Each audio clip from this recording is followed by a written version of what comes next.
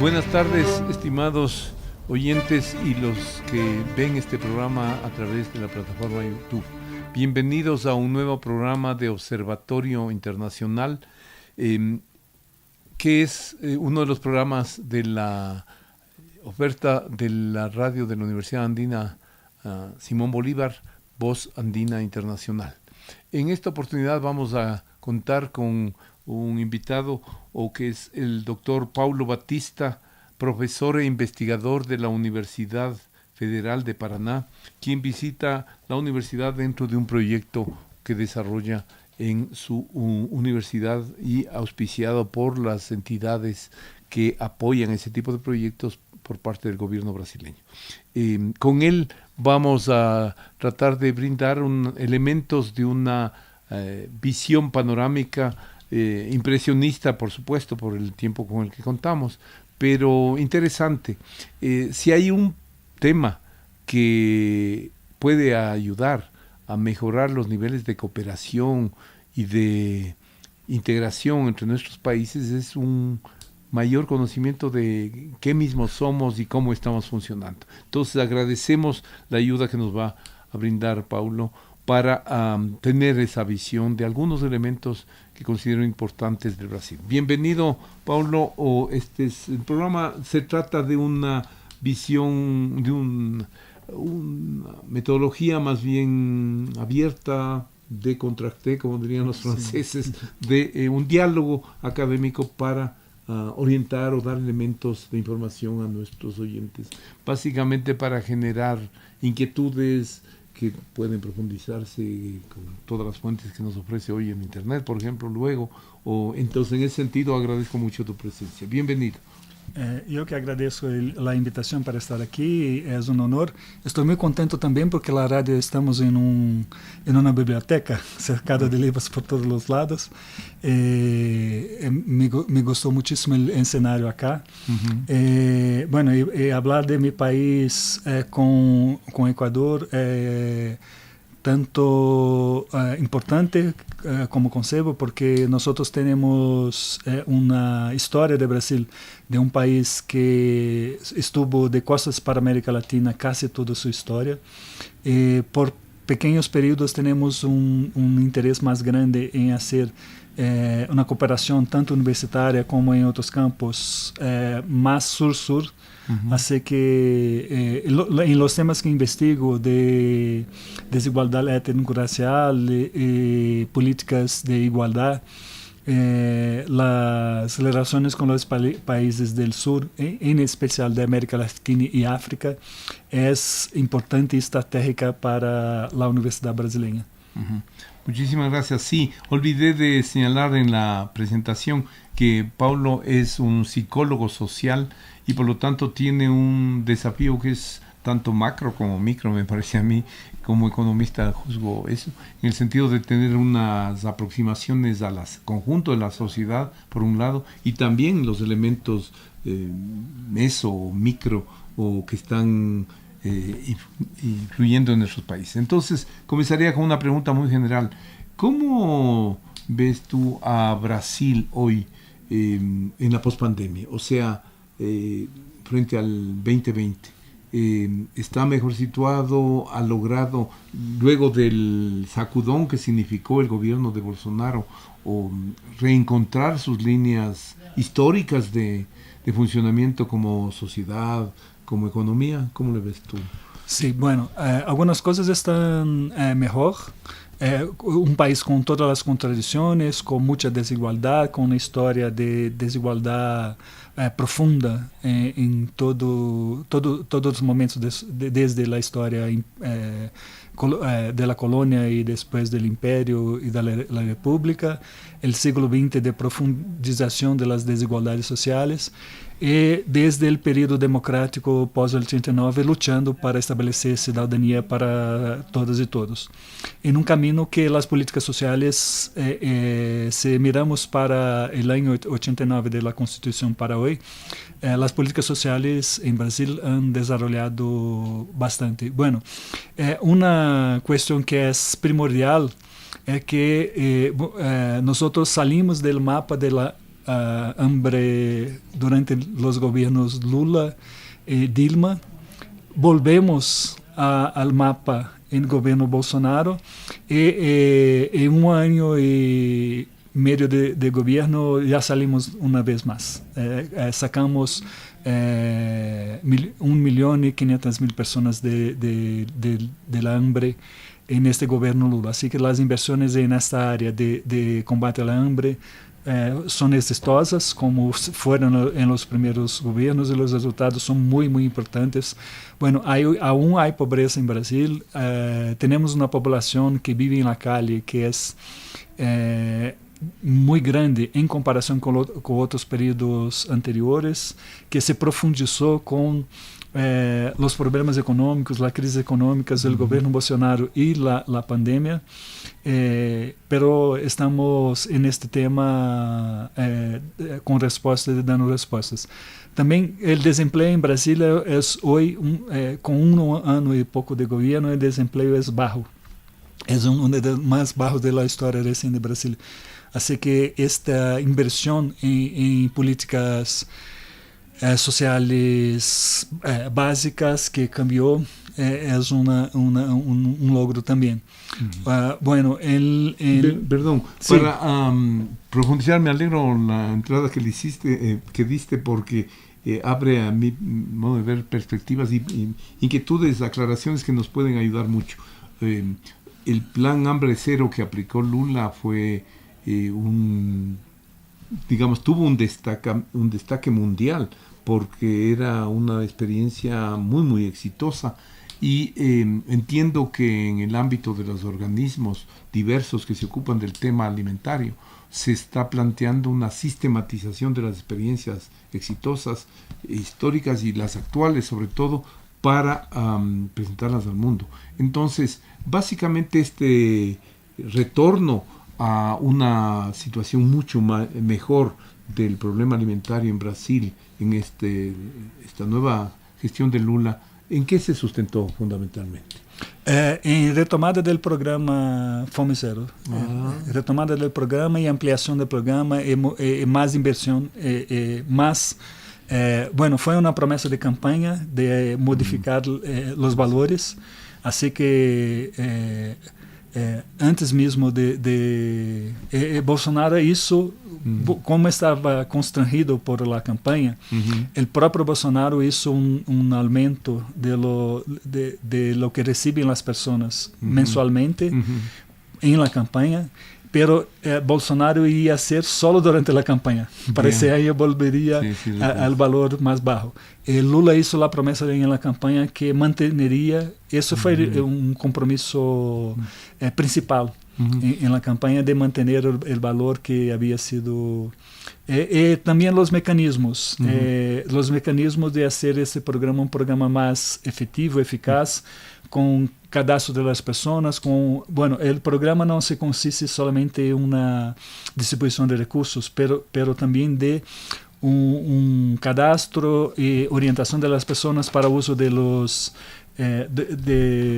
equipos sociales, de salud, de educación principalmente. Los niños tienen que estar frecuentando la escuela para que la familia reciba los recursos, el control de esa frecuencia, todo eso, haciendo un programa más controlado y eficaz, los resultados son buenos. Ahora, yo me preguntaba, y he preguntado a algunos amigos brasileños cuando he tenido la oportunidad de hablar con ellos, o sea, un programa tan exitoso que fue impulsado por Lula en el gobierno anterior, que logró exitosamente no solo superar el problema del hambre, de desnutrición, sino incorporar como ciudadanos, como productores, como ciudadanos plenos del Brasil a más de 20 millones de habitantes. ¿Cómo no logró una implantación institucionalizada que garantice su continuidad y pudo ocurrir lo que pasó con Bolsonaro? Bueno, el que pasó que Bolsonaro no tuvo fuerza suficiente para acabar con el plano. Pero lo estaban dificultando al máximo. Incluso hay algunas investigaciones acerca de personas que no tenían perfil para recibir y estaban recibiendo y aplicando políticamente esos recursos. Sí, personas que, inclusive personas ricas que recibieron auxilio del gobierno en el gobierno Bolsonaro, porque por una parte la derecha hace una crítica que son programas que no ayudan, serían programas que no ayudan a las personas porque no hay que dar el pescado, hay que enseñar a pescar. Eso es lo que dicen siempre. Pero la efectividad de esos programas de renta es muy fuerte tanto para las personas que reciben cuanto para las economías locales. Imagínate un pequeño municipio que nivel de ingresos es muy bajo y que tiene allí centenas de familias que reciben los ingresos. Los comerciantes de ese pequeño municipio lucran más que las propias personas. Porque transformaram pequenos negócios em negócios médios, a vezes negócios grandes, porque com que consumem as pessoas que têm aumento de renda? Consumem a alimentação, fundamentalmente. ¿Sí? Esto va para aquellos que hacen el comercio de alimentación, de ropas, de las cosas más básicas. En esto que se invierte. Y hay estudios que esa plata circula 85% por las economías locales. ¿Sí? Es un nivel de inversión que dinamiza economía en pequeños espacios. Como es también, por ejemplo, los salarios de los profesores tienen 75-80% de circulación en la economía. Así, el Lula tiene esa idea, siempre manifiesta eso, que su punto de vista acerca de la economía que tiene que poner recursos para las personas que tienen menos renta para que la economía circule más fuertemente en esos grupos. Excelente. Ahora, en términos, tú mencionaste también un tema que es estructural.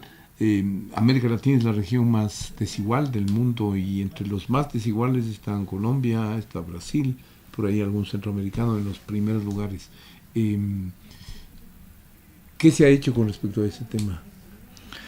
Bueno, se miramos em largo prazo, como eu digo, desde a Constituição de 89 hasta hoje, a desigualdade em Brasil diminuiu e a desigualdade em muitos campos. Bueno, nossa saúde não é uma saúde boa completamente, pero temos um sistema único de saúde que foi que é muito criticado por la derecha conservadora, pero incluso os ricos estão incluídos nesse sistema de saúde em Brasil, porque os procedimentos mais caros, por exemplo, um transplante de órgãos, os ricos não los pagam em Brasil.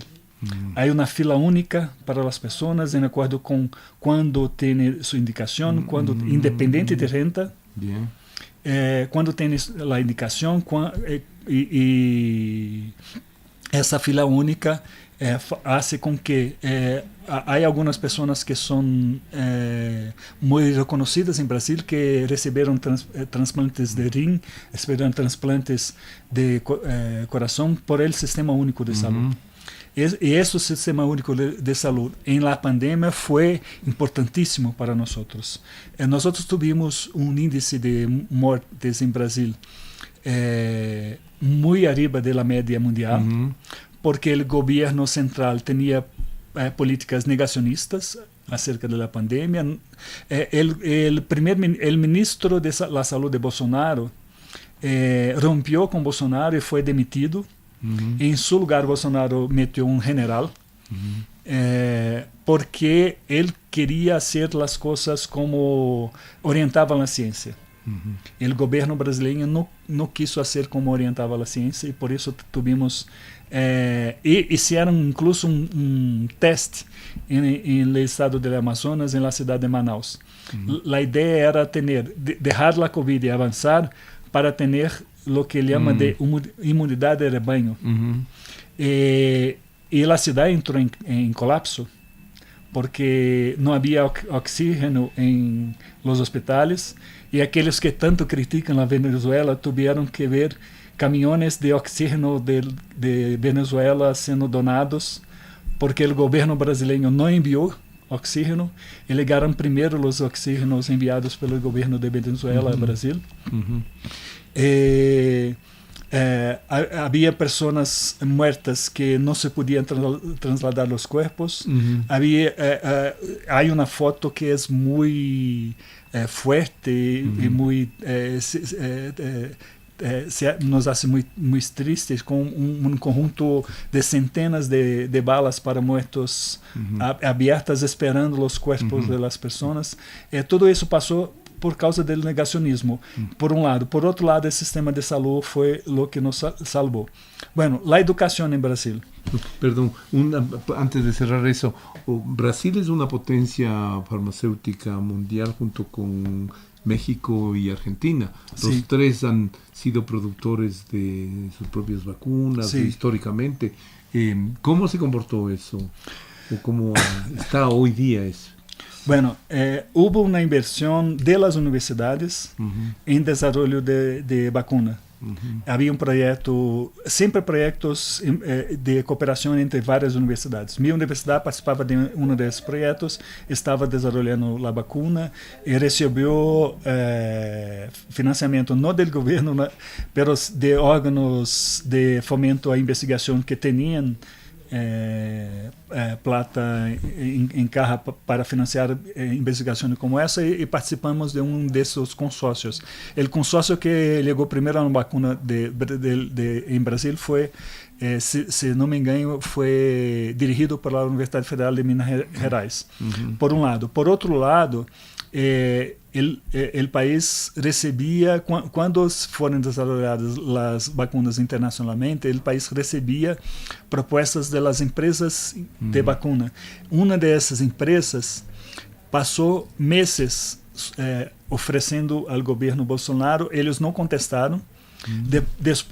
Depois se descobriu que eles estavam fazendo uma estrutura para comprar a vacuna por um grupo, incluso por las investigações que foram levadas a cabo por uma comissão da Câmara Federal, refiada por militares que queriam receber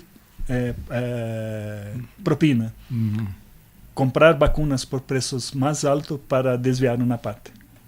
Isto está nesse relatório de essa comissão da Câmara Federal, está agora sendo analisado por el Supremo Tribunal Federal e provavelmente terão pessoas que serão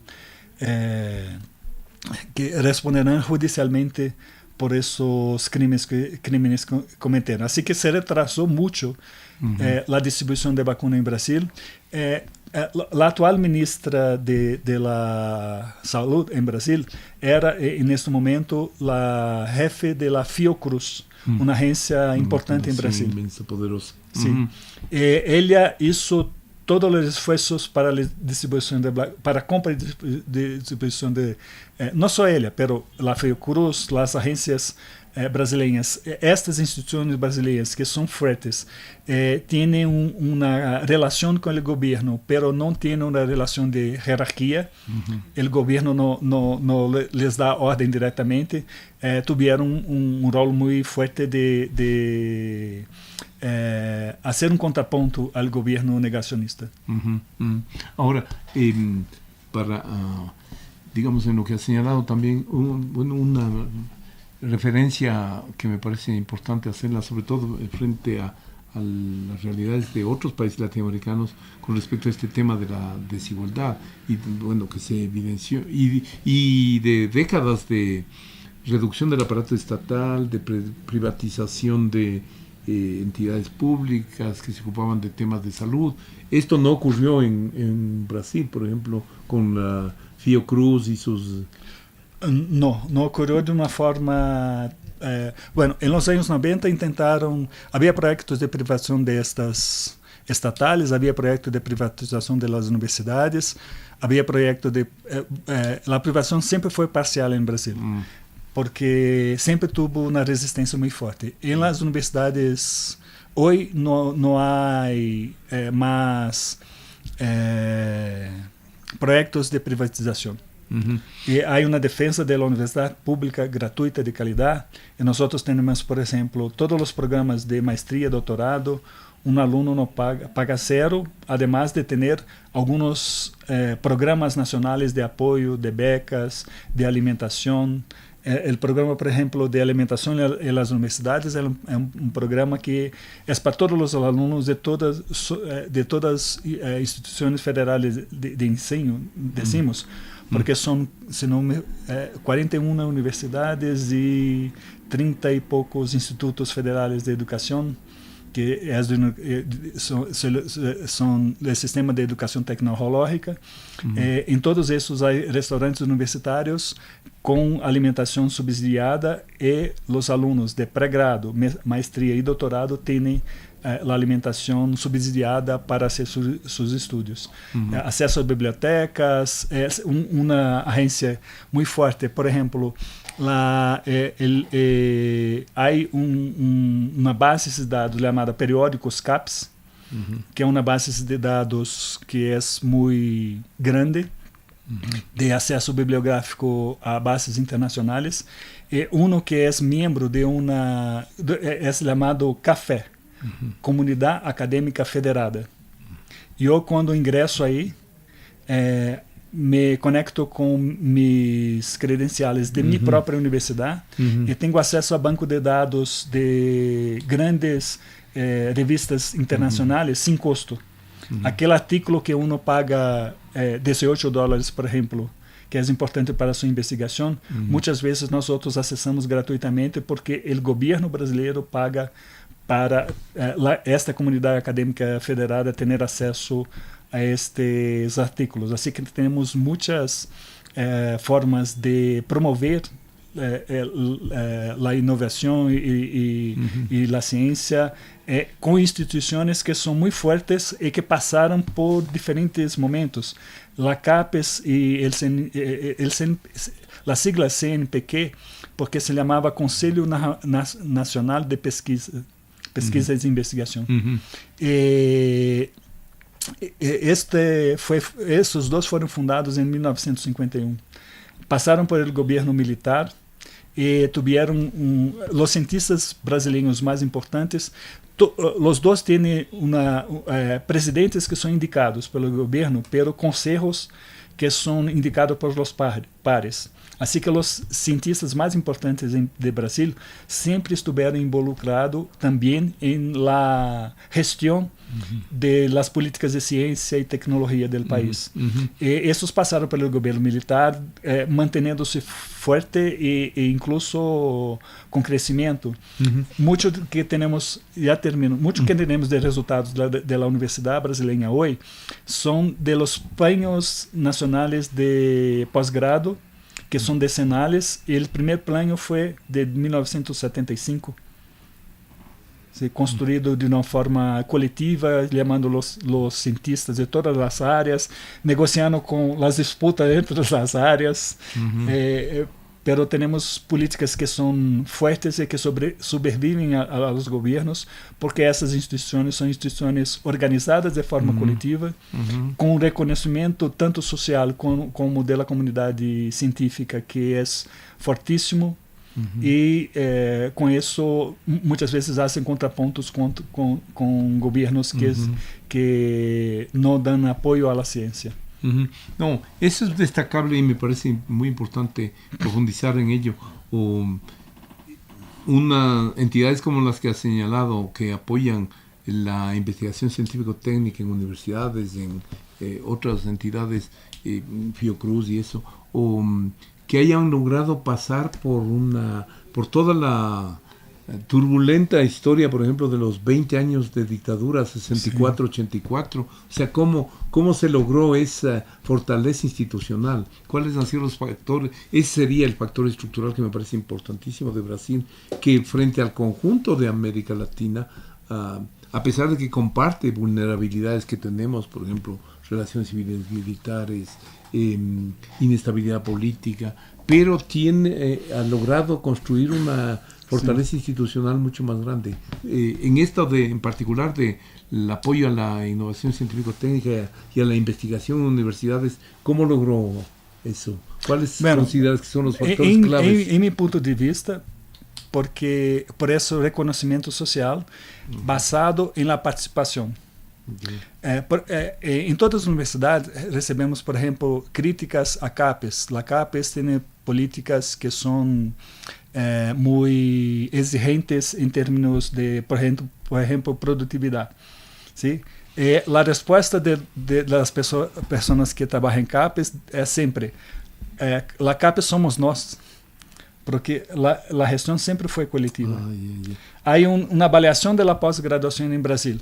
En mi programa de posgrado, yo recibí estos días que estaba en Colombia, la hoja de avaliación, y tengo hasta el día 9 próximo de junio para hacer proposiciones. Si no estoy de acuerdo con la hoja, yo individualmente, mis colegas del programa, vamos a discutir y vamos a proponer. Así que es un sistema que es participativo. Hasta la diretoría, el presidente indica el gobierno, la diretoría indicada pelo presidente, pero los otros, todos los consejos, son electos por los pares, son cientistas que tienen un reconocimiento de sus pares. Y son evaluaciones individuales, grupales, institucionales. Institucionales de los programas de posgrado. Hay un sistema de evaluación que es continuo y nosotros participamos de una forma muy fuerte. Por ejemplo, esa crítica acerca del productivismo fue una crítica que encontramos mecanismos. ¿Qué mecanismos? Un colega mío que hoy el profesor Ángelo Souza, que hoy es representante del área de educación en la CAPES, que maneja mucho bien la investigación cuantitativa, hizo algunos testes estadísticos y dijo, bueno, nosotros no precisamos hacer contar todo lo que escriban los profesores, porque si miramos los productos, los que escriben que es de mejor calidad, podemos isolar los 8 mejores, las 8 mejores publicaciones y sacar las otras. El año 2016 propuso isso, la CAPES hizo un estudo y empezaron la próxima avaliación. No se conta todo que uno escribe, conta los 8 mejores.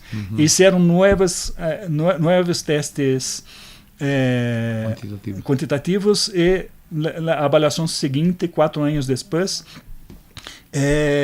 bajaram para 4. Assim que uno agora não precisa publicar muitíssimas coisas, precisa publicar coisas buenas, coisas menos uno por ano.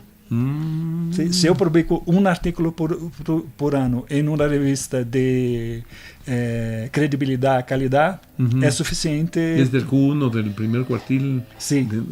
Interesantísimo. Esta é uma parte. Además, este é um critério de avaliação. Há muitíssimos critérios qualitativos, e vou entrar em minha área agora. Por favor.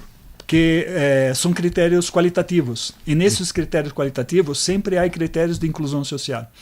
Assim que nos últimos 20 anos, praticando inclusão social em maestria e doutorado, começando a praticar políticas afirmativas para a inclusão de afrodescendentes, de indígenas, de quilombolas, que são como de comunidades raciais de Brasil, de pessoas trans, que são um grupo que é muito perseguido, muito violentado.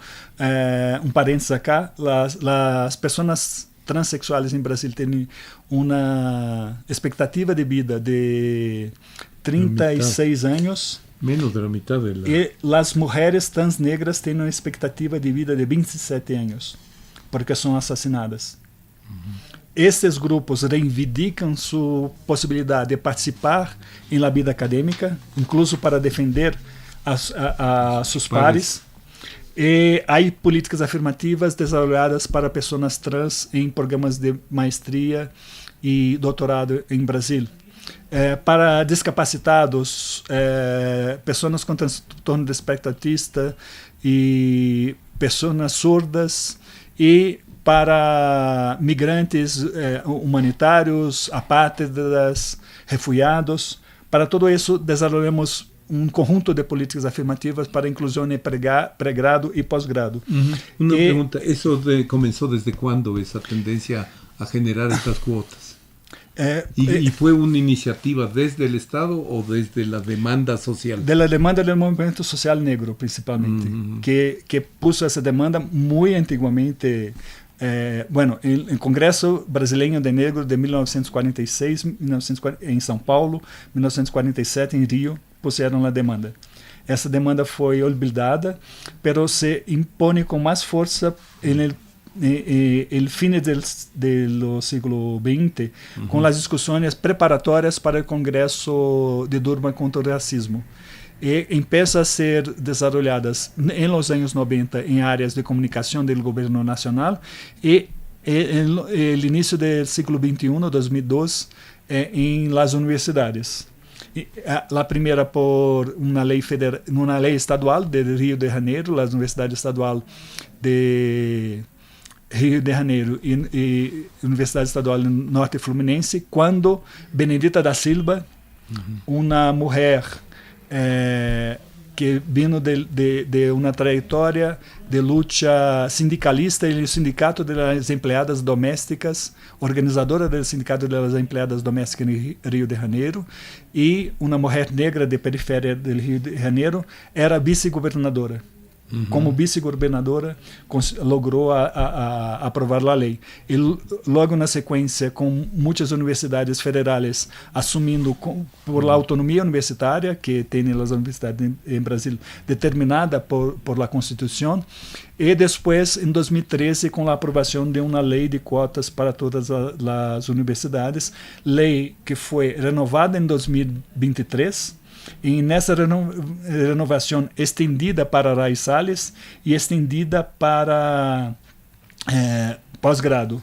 Hoje, obrigatoriamente, todos os cursos de maestria e doutorado de Brasil têm que ter políticas de inclusão. E que ocorreu? Quando começamos, há 20 anos atrás, com essas políticas, havia uma crítica. A universidade vai perder qualidade porque estão traindo pessoas que não estão preparadas e capacitadas. E quais foram os resultados? Logramos resultados de melhora de qualidade em todos os âmbitos com inclusão social.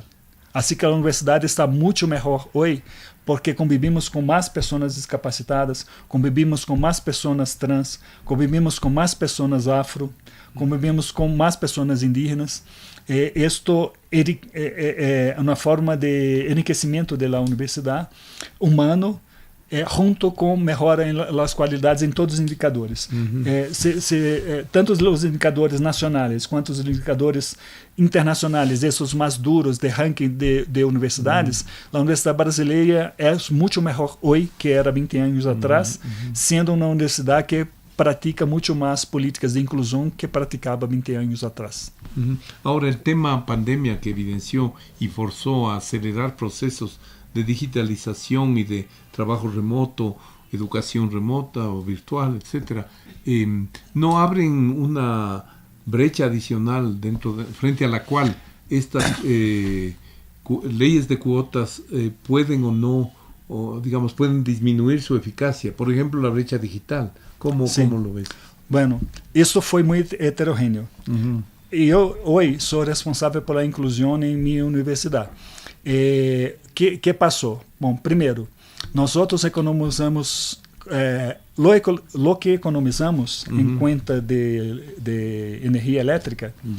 Compramos laptops hicimos una inscrição para os estudantes que necessitavam laptop, uma entrega domiciliar e pacote de dados para todos os alunos que lo necessitavam. Assim que o custo que teníamos de energia elétrica foi suficiente para enviar laptops com pacote de dados para todos os alunos. Que diferenças tivemos? Havia alunos indígenas que voltaram para sua aldeia e nem respondiam a mensagens por WhatsApp ou por telefone, porque não tinha sinal. Eu tinha, em posgrado de educação, temos alguns alunos quilombolas de comunidades que não tinham acesso digital em suas comunidades, pero há uma escola aí de la comunidade, em la escola tinham essa possibilidade de acesso. Eles eu dei aula a um aluno de uma comunidade quilombola em el doutorado, em uma assinatura obrigatória. Esse aluno se deslocava para a escola e usava o ordenador da escola para ter aula comigo em uma assinatura obrigatória do doutorado durante a pandemia. Pero para os alunos quilombolas indígenas foi mais duro. Tivemos em minha universidade, em pré-grado, uma melhora de los indicadores de los discapacitados. Porque as classes estavam gravadas. Assim que os alunos discapacitados podiam assistir a classe 2, 3, 5 vezes se necessário. E tiveram melhores resultados. Por isso que digo que foi heterogêneo. Cada universidade buscou suas alternativas, seus mecanismos. Para os indígenas e quilombolas raizales foi mais difícil, para outros grupos foi menos difícil, incluso com esta possibilidade de melhora para os discapacitados. É claro que quando falamos de discapacitados, também é um grupo muito heterogêneo, cada um tem uma particularidade, pero em la média de los discapacitados, tivemos alunos com mais assinaturas concluídas, com melhores score, índices nessas assinaturas que antes da pandemia. Una cuestión solo para que quede claro para nuestros oyentes. Cuando tú señalaste eso de los criterios más cualitativos que cuantitativos en la productividad, en este caso de los investigadores de la universidad, ¿hay allí algo que se parece, me parece, lo veo así, a esos apoyos empresariales, fundamentalmente, por ejemplo, en el sudeste asiático, Corea, la propia China, India menos, pero que están sometidos a rendimientos, a resultados obtenidos? ¿Es una cosa parecida, más o menos? No, la inversión de las empresas privadas en investigación en Brasil es muy baja. Nula. Es muy, muy baja. Existen proyectos de cooperación universidad ámbito empresarial, pero esto está muy localizado em alguns temas específicos e é em geral baja. Mesmo em áreas que têm interesse das empresas grande, a inversão em desenvolvimento científico de Brasil é de las estatales. Por exemplo, a Petrobras, que é a empresa de controle estatal, invierte muito em investigação. Esto ha desarrollado tecnologia de explotação de petróleo em águas profundas. Isso é toda a tecnologia brasileira. E isso foi generado por inversão conjunta de universidades com Petrobras. Bien, ahora, una cuestión de lo de las políticas sociales que me parece vale la pena aclarar. O sea, cómo lo que te pregunté antes sobre CAPES y CNPq, esos fondos de apoyo a la investigación científico-técnica, ¿qué componente incluye la política para evitar que esto se centralice en Sao Paulo, Río y que se distribuya a todo el territorio? Gracias por esa pregunta, porque esto fue fundamental.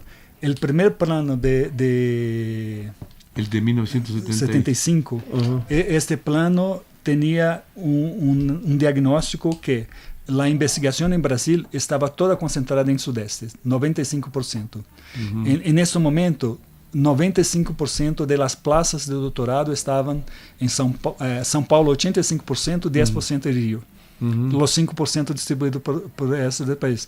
La región que llamamos de centro-oeste, donde está Brasilia, tenía 0 de plazas de doutorado. Nem a Universidade de Brasília, que era recém-criada, tinha doutorado em funcionamento neste momento.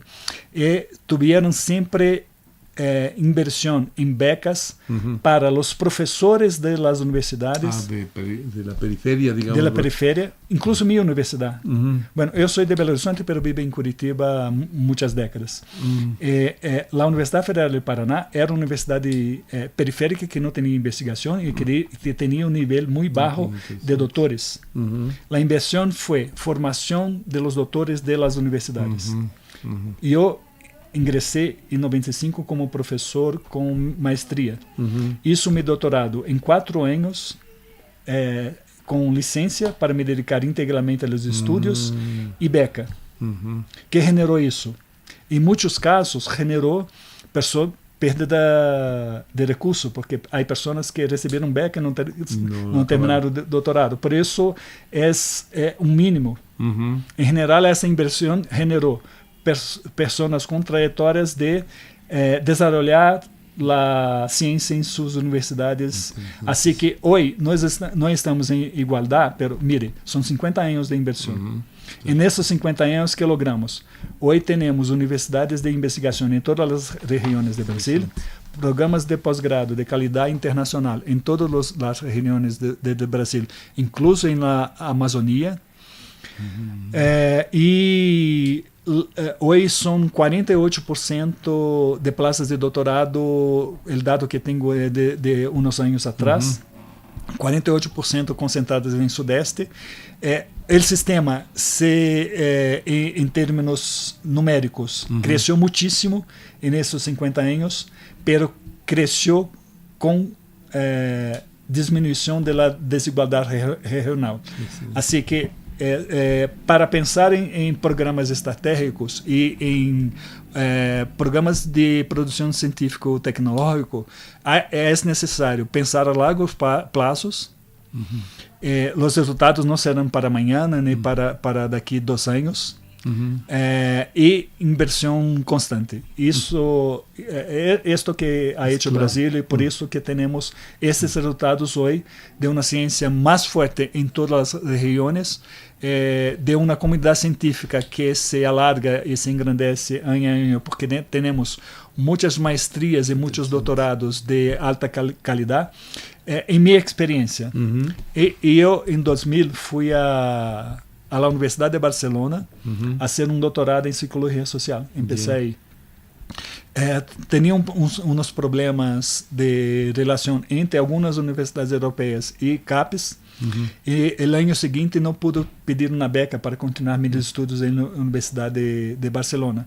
E fui para a universidade em Brasil a ser doutorado em Brasil. E eu tive a experiência de estudar em Universidade de Barcelona e Universidade Brasileira, e digo, as assinaturas e a exigência de meu doutorado em Psicologia Social em Brasil era mais alta que a da Universidade de Barcelona.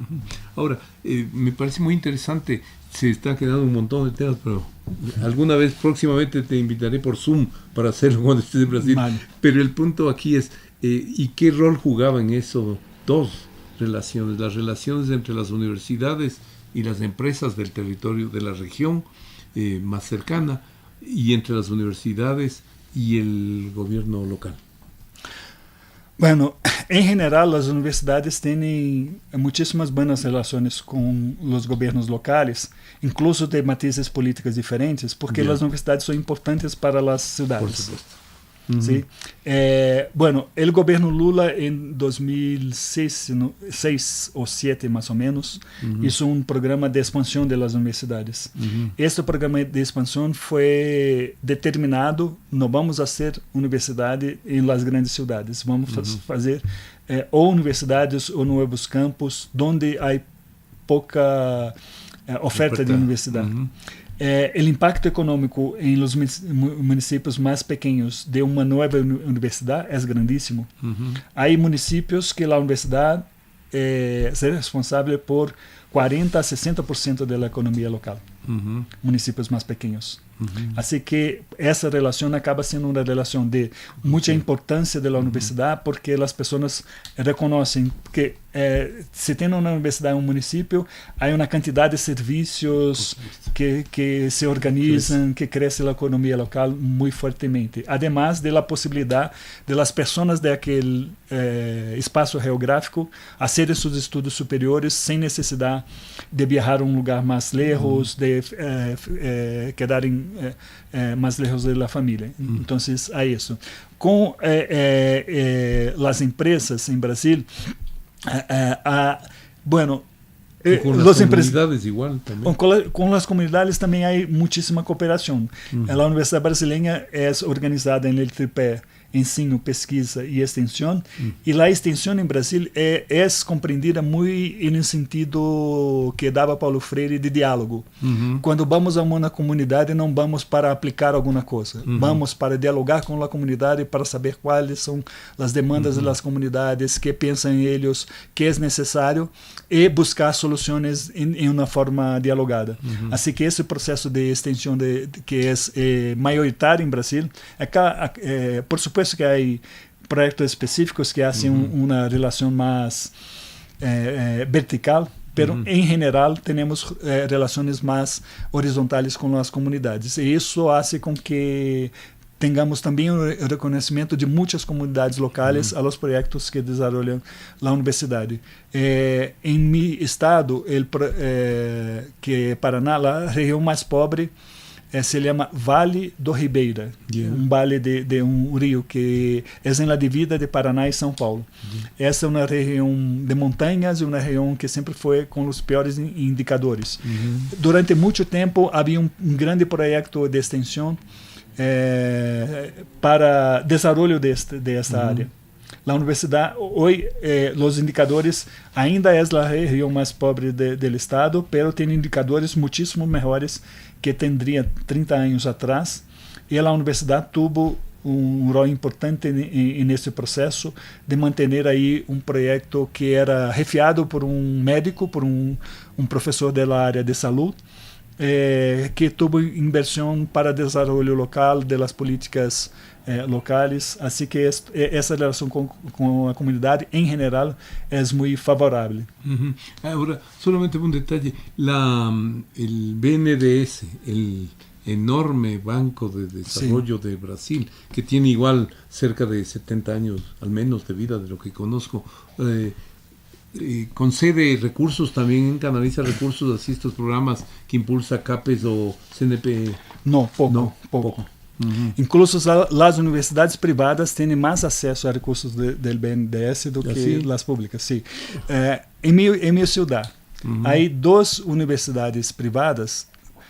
As pontifícias são diferentes. As pontifícias em Brasil têm estrutura física de altíssima qualidade, porque como não podem ter lucro, invertem muitíssimo em sua estrutura física. Pero as universidades privadas, duas das mais grandes de Curitiba, os edifícios, os campos foram construídos com recursos do BNDES. Assim que uno mira como está a universidade privada, que bem que os privados fazem coisas mais organizadas, mais bonitas. Fazem coisas mais bonitas porque têm recurso do governo que vão pagar em muitíssimos anos com juros. Tasas preferenciales. Sim, taxas bajas. Ahora, básicamente, ya para ir terminando, el origen de estas políticas que son absolutamente positivas y han generado y reconocidamente impactos, lo que les permite ganar legitimidad, son basadas fundamentalmente en la vigencia de una planificación seria consensos en los espacios locales o en el espacio más grande que defiende o que legitima estas instituciones, o la calidad institucional, o una combinación de estas? ¿Cuáles son los factores más importantes? Una combinación, sí. Por cierto, una combinación. Incluso con diferentes matices, que es lo más importante según las instituciones, sí. Pero esta fortaleza de esta arquitectura de la innovación científico-técnica en Brasil ha pasado por 50 años de conflictos. Bueno, hablamos de CAPES y CNPq, pero hay otras instituciones que son muy fuertes. El Instituto de Pesquisa Económica Aplicada en Brasil. Hay el IPEA. Que es muy fuerte. El Instituto Nacional de Estudos Pedagógicos, INEP, que es muy fuerte. Todas son instituciones que tienen una larga trayectoria de trabajo muy reconocida. Es muy difícil alguien decir, bueno, por ejemplo, el INEP es responsable por grandes programas de Brasil. El programa de alimentación escolar, que es probablemente, si no es el más grande del mundo, si China hay algún programa de alimentación, será de China. Pero no teniendo información de China, es el más grande del mundo. El programa de distribución de libros para las escuelas que tenemos, que es centralizado, que tiene algunos problemas, pero él distribuye 100 millones de libros desde el año 1996, más o menos, 95, 96. Fue una promesa de campaña del presidente Fernando Henrique Cardoso, pero una promesa de campaña muy... porque Fernando Henrique era ministro de Economía, y cuando era ministro de Economía, pasaron una reforma de una correlación de tajas que deberían ser invertidas necesariamente en programa de libro. Pero se cumplen esas metas, sí, porque, por ejemplo, en nuestros países, el Ecuador concretamente, tiene metas presupuestarias de gasto en salud, gasto en... No, eso es obligatorio. No, eso es obligatorio. Ahí en Brasil hay una vinculación orçamentária. Algunos impuestos só pueden ser utilizados en esto. Y hay impuestos que só pueden ser utilizados en libros. Así que tenemos un grande programa de compra de libros para las escuelas. Llevan los libros en las escuelas todos los años. Además de los libros didácticos, libros para bibliotecas escolares, libros de literatura. Más o menos la mitad del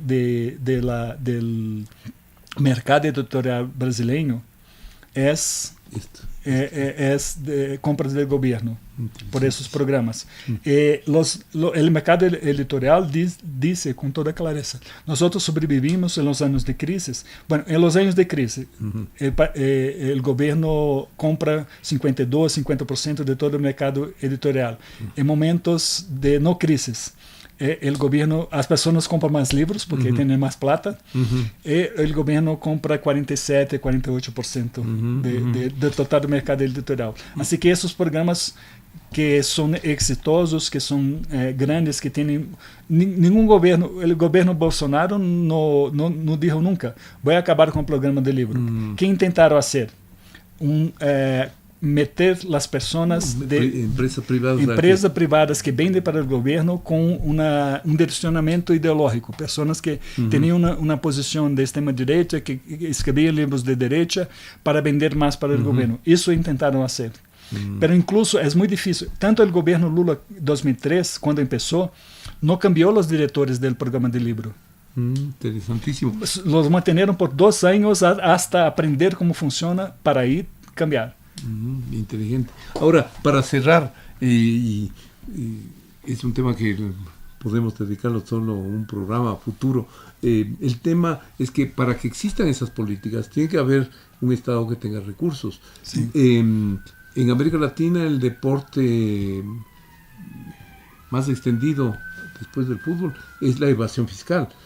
¿Cómo fue este tema que está haciendo noticia en estos últimos días de la reforma tributaria? ¿Cómo se consigue reducir esos niveles de de evasión y un mayor compromiso de los ciudadanos con el financiamiento del sector público. El pequeño comercio. En Brasil empezaron algunos años atrás programas de registro de lo que gastas para ter benefícios. Assim, se vou em um supermercado, quando termino a compra, a chica pergunta: quer meter seu número de cadastro de pessoa física? E eu digo sim, porque com todo que gasto tenho desconto em meu imposto de territorial que pago por minha casa. Sim. Así que esto tuvo en el pequeño comercio un efecto grande. Pero la reforma tributaria en Brasil, que Brasil tiene una organización tributaria muy compleja, con decenas de leyes. Ao longo de las décadas, que hace eso? Las personas pobres son las que pagan más impuestos. Como proporción de sus ingresos. Como proporción de sus ingresos, sí. La reforma tributária é uma reforma tributária com plazos largos. Não é uma reforma tributária imediata. Tem metas para 2 anos, 5 anos, 10 anos, 15 anos de cambiar. Mas o cambio é fazer um sistema tributário que vai favorecer as indústrias, ao fim. Va a tener una lógica con menos desigualdad. Las personas más ricas van a pagar comparativamente impuestos más y las personas más pobres van a pagar comparativamente para tener una tendencia de llegar a igualdad. Um sistema simplificado com o IVA que muitos países praticam e em Brasil nunca se lograram, e o governo Lula conseguiu uma reforma que estava mais de 20 anos sendo discutida em Brasil, lá aprovar el ano passado.